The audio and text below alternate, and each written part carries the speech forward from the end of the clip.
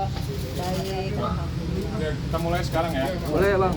Ya, ini hari ini agendanya adalah pengembalian barang milik Pak Ferry yang ada di rumah Bu Vena ke adiknya Pak Ari namanya. Nah, terkait tanggal 23 Februari yang kita mulai agenda sidang pertama itu, kan kita udah minta surat kuasa, tapi belum ada respon. Terus tanggal 22 Mei, kita akhirnya kirim surat ke tim kuasa hukumnya Pak Ferry, ke Pak Sunan. Akhirnya direspon dengan baik, tanggal 17 Juni udah tanda tangan kuasa, dan tanggal 6 Juli hari ini kita akan menyerahkan barang milik Pak Ferry tersebut. Barangnya apa aja? Mbak Vena, Mbak Vena, Ada apa banyak aja? nih. Berapa jenis? Apa aja Bang? Mau Sebutin aja, Bang. aja kali ya. Sebutin. aja Bang, contohnya apa Bang?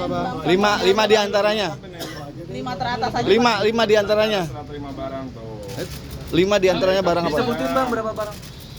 Ada akta kelahiran, ada elektronik merek kacamata, terus ada sweater, ada sepatu, koper, kaos kaki, jas ada 2, celana, ada underwear juga, celana dalam, baju koko, kemeja, celana panjang, terus habis itu topi sama parfum. Udah. Ya, total ada 101 barang. Termasuk jam yang diklaim mahal ya? Jam dinding. Enggak. Ini permintaan dari Mas Ferry sendiri apa inisiatif dari Mama Vena sih? Ini inisiatif dari Mama Vena. Karena kan emang seharusnya itu kan barang punya suami dan dikembalikan ke suami lagi. Karena kan masih ikatan suami istri. Jadi kita harus meminta surat kuasa itu. Bukan seperti yang dibilang sama oleh Bang Sunan, urusan lawyer to lawyer. Nggak ada urus di sini urusan lawyer to lawyer. Ini takutnya nanti terjadi fitnah. Karena apa? Pak Ferry kan sekarang statusnya di Kediri, bukan di Jakarta. Kalau misalkan kita pada saat itu serahkan, tiba-tiba Pak Ferry bilang, oh saya nggak ada suruh untuk mengasihi itu barang, kesalahan lagi di klien kami. Itu aja sih dari saya. Mas Vena, barang-barangnya itu nominalnya fantastis seperti apa sih barang-barang dari Mas Ferry sendiri? Ya nggak tahu, karena ini kan barang yang memang dibawa sama yang bersangkutan ke rumah ya. Waktu itu kan karena suami istri pasti ada barang-barang pribadi ya, yang dibawa. Tapi ada beberapa juga barang yang kayak ikat pinggang sama parfum itu saya kembalikan.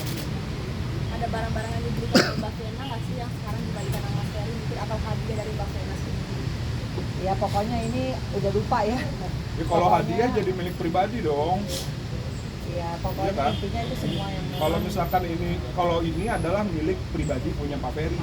Kalau misalkan pribadi pemberian untuk perempuan ya itu untuk istrinya. Atau nanti calon mantan istrinya. Gitu berarti. Itu semua dibilang hanya pakaian ya? Tidak Iya. ada barang berharga lainnya? Barang berharga sih nggak ada sih di situ. Nggak ada berharga sih. Buat laki-laki berharga. Susah nyari ya soalnya. Gitu sih. Mbak Vena, merasa lega nggak sih Mbak akhirnya barang-barang yang lama tersimpan akhirnya bisa dikembalikan? Alhamdulillah, sebetulnya yang saya dari dulu khawatirkan kan adalah satu statement dari salah satu lawyernya yang bersangkutan bahwa saya terancam hukuman 4 tahun kan untuk masalah barang-barang Iya, ya. betul. Sebagai perempuan korban KDRT tentunya pada beberapa bulan yang lalu statement itu cukup membuat saya resah ya. Saya sampaikan kepada kuasa hukum saya bahwa kita mesti melakukan apa nih supaya kita nggak ada drama-drama atau yang nggak ada hubungan sama KDRT sih. Tapi alhamdulillahnya Allah mempermudah sehingga dari awal kita yang berinisiatif untuk mengembalikan asalkan ada surat kuasa. Teman-teman masih ingat kan di tempat yang sama juga di sini saya meminta surat kuasa. Waktu itu bulan apa ya? Tanggal 23 Februari 2023. Iya. Hari Kamis. Dan baru ada surat kuasa di tanggal 17 Juni 2023. jadi bukan kita yang ingin menahan barang, tapi memang semua segala serah terima barang harus ada surat kuasa. Jadi ya itu yang kita tunggu. Jadi kalau ditanya lega, yang pasti saya bersyukur kepada Allah, satu-satu selesai. vonis dari KDRT akhirnya secara sah dan meyakinkan yang bersangkutan terbukti menerima hukuman 1 tahun. Artinya saya lega di situ bahwa apa yang saya perjuangkan, kasus KDRT ada titik terang. Insya Allah untuk cerainya mungkin tinggal beberapa kali sidang ya. 1 bulan, artinya saya akan sah menjadi resmi menjadi mantan istri yang bersangkutan. Ya buat saya itu membuat saya pasti akan lebih tenang, lebih fokus bekerja untuk saya pribadi, nggak ada lagi tuduhan-tuduhan karena saya ingin ini aja.